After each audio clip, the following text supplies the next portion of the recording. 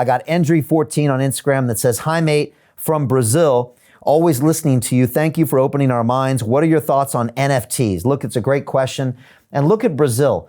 You have a history of your currency being devalued.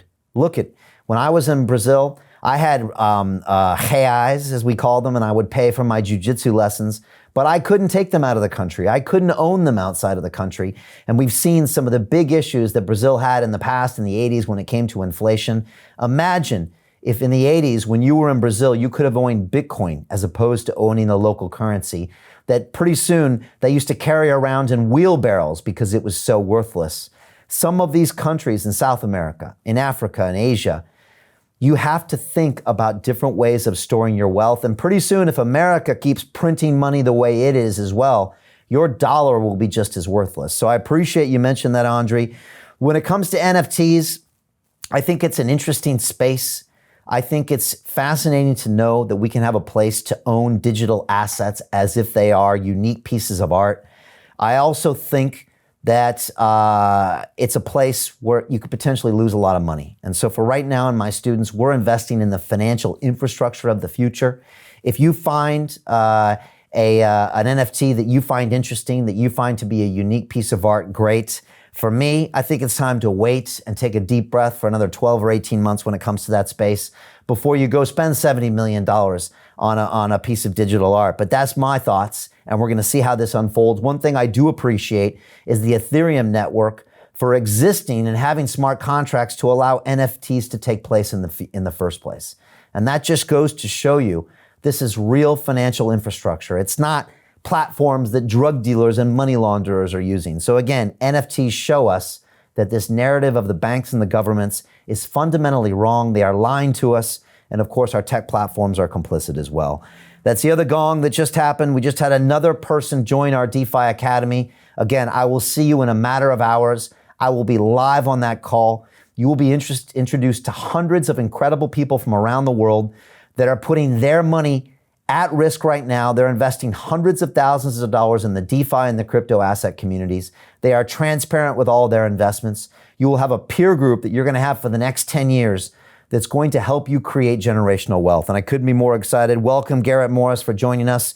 We appreciate you. I'll see you on this live call. Again, the DeFi Accelerator is the best academy in the world. It's got the best peer group in the world. It's got the best mentorship in the world, and we couldn't be more excited. So thank you so much for joining. I got Rick Lawrence on Instagram that says, quote, definitely don't trust the banks or the government. Rick, it's a smart thing to do. Let them prove to you why they should be trusted by telling you you can't invest your money in anything is wrong. And when they're telling you not to invest it in what is clearly financial infrastructure of the future, Rick, you're making the right decision, and I appreciate your comment. I got Soren Albu Irmes, I hope I'm not getting your name wrong, on YouTube that says simply, quote, I don't trust my bank. How can DeFi make sure I don't get rug pulled? Great question, Soren. And Soren is talking about a rug pull. When a piece of DeFi infrastructure is created, and people think it's going to be the next big thing, they invest their money in it and it becomes worthless. And again, we saw this happen in 2017 with the ICO boom. This was initial coin offerings where we saw a lot of great ideas with white papers turn into billion-dollar market cap tokens that then went to zero. And again, this is why you need a trusted community. This is why you need a mentor. And this is why you need a long-term 10-year perspective. So if you come into my academy and my DeFi Market Wizards trading group and my Kings of DeFi inner circle, we are investing in technology and platforms that have proven track records. And again, the DeFi infrastructure, it's all still very new. It's still being stress tested. We still don't know. And hacks still happen and breakages still happen, but also incredible innovation happens and incredible gains are there to be made. So to be honest with you, what we do is we invest conservatively inside our Market Wizards group. We pool the knowledge of hundreds of traders from around the world, investing millions and millions of their own dollars. And we watch what these things do over time. So we're conservative, but we make sure that we're in the arena and we've pulled the trigger. And unfortunately, most of you watching this are probably watching this all go by in front of you. And my question for you is, when will you get involved? You can do it today. You can do it at the end of the year. You can do it in 10 years, but you're going to have to do it sooner or later. The earlier, the better when it comes to that. So great question.